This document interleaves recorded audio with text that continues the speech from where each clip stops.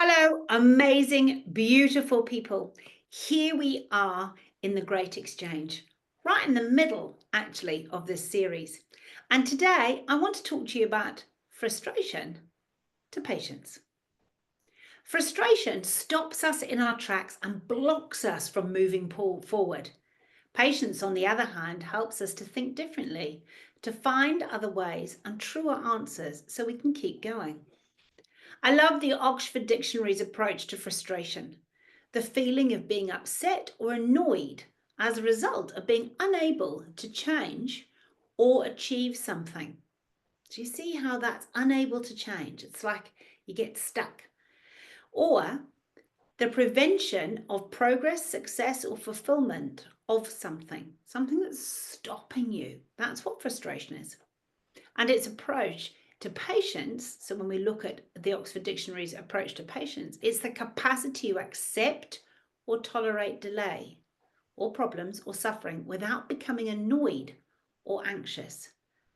So here we go. In both situations, something has stumped us, but in one we're stuck and in the other we're able to move forward.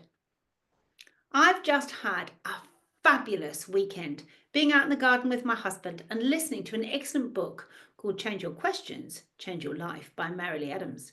This, coupled with the delights of The Diary of a CEO by Stephen Bartlett and The 5am Club by Robin Sharma, have all opened up my thinking in this space. It's like the penny is starting to really drop. And instead of just having knowledge about something, I've got understanding. It's so different. I was looking for ways to upgrade my thinking and actions. I have had some actually, to be fair, what happens is frustration for me comes from the enemy. Why? Because it's limiting, because it prevents me from seeing the truth and finding my way through. Patience, on the other hand, has for me always got to come from God. It's actually a gift of the Holy Spirit and allows us to find a way through every time without fail. I've had some real times of frustration during these holidays, and actually a couple of moments yesterday where I was feeling like I was going nowhere, that I was getting behind, and I was putting pressure. I was putting pressure and weight on myself and then onto others. While I also spent time in patient mode during this time and yesterday, I really wanted to discover how to flip from one to the other. The great exchange comes when I flip the switch and choose life. Life is for L, in this case, is for leadership. The first step to becoming a good leader of yourself is to be self-aware.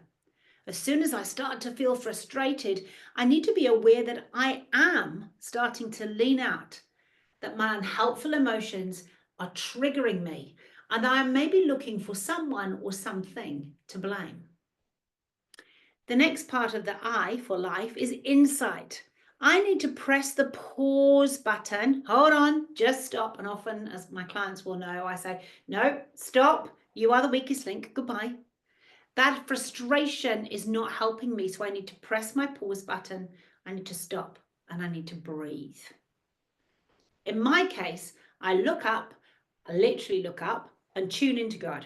I ask him, what's the insight I need in this situation? What am I missing here? I know that he's a good God and that what I'm seeing is not good, so I must be missing something. I tune into what is inside, not what is outside. So what I'm seeing in front of me, unhelpful, getting me frustrated. If I take a breath and I pause and I tune in, not out, I allow myself the space to become restful, to be in a place of peace and joy, one where I can think clearly, because stress completely blocks off our neocortex, our creative part of our brain. One where I can look at what's noble and right and true, rather than getting dragged into judgment and blame game where no one wins. So insight, that I, is all about looking up and looking in. F of life is for freedom. Freedom to take a moment to collect the data, look at the facts, ask myself, What is the other person wanting or thinking? Where are they coming from? What can I do to change so that we can work together and find the win-win-win in this? So what I'm looking for in freedom is the freedom to explore other avenues, to see other perspectives, to put myself in another person's shoes. And E is engagement. It's about connecting with others, asking the questions to find the resolutions rather than to find the solution sometimes. The key is staying connected. The key is finding that space, to stay curious, to seek to understand, to not seek to be right. When we ask questions to seek understanding, everyone wins because together everyone achieves more. If you want to go fast, go alone. But if you want to go far, go with others, which is a beautiful quote I've quoted before from Teresa Cook. So consider this for a moment. Have you made really good, healthy decisions in the heat of a moment and frustration? Or have they been unhelpful?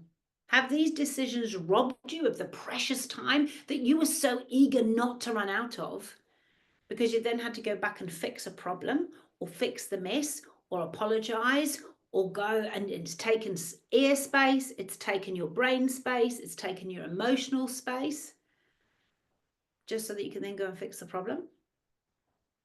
Or how about the times? I just want you to think about those times when you've got cross or you're under pressure. Do you make really good decisions? Or does it not always go that way? And then think of times when you make, so that's the frustration. Frustration puts you under pressure.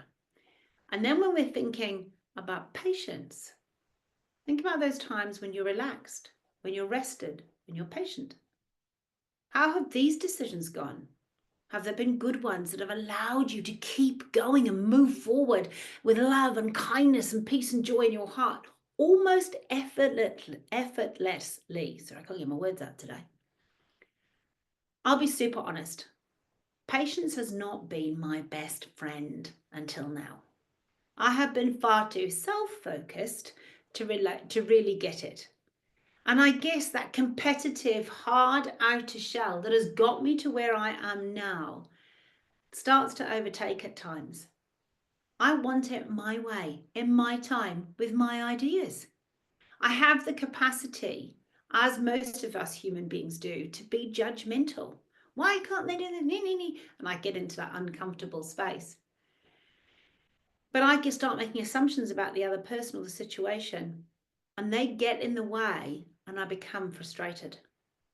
However, patience is now my new best friend because it saves me time, it saves me money, it saves me heartache, and let me tell you, I'm always wanting to do that. It saves me stress. I want world peace. I want my world to be peaceful. I do not want stress, worry, or anxiety. Out the door. Patience allows me to have that by choosing life. So that's leadership, it's insight, it's freedom and engagement. I get to flip the switch. I get to access the great exchange, which brings me peace, joy, and love, and a win-win-win every time. So I just want to say thank you. Thank you for taking the time to listen to this session on frustration versus patience. I'd love to hear your thoughts on this matter. And if you found this helpful today, click the like button and pass it on to a friend who you think would find it helpful too. I wish you all the best for this coming week, and I look forward to seeing you next week. God bless.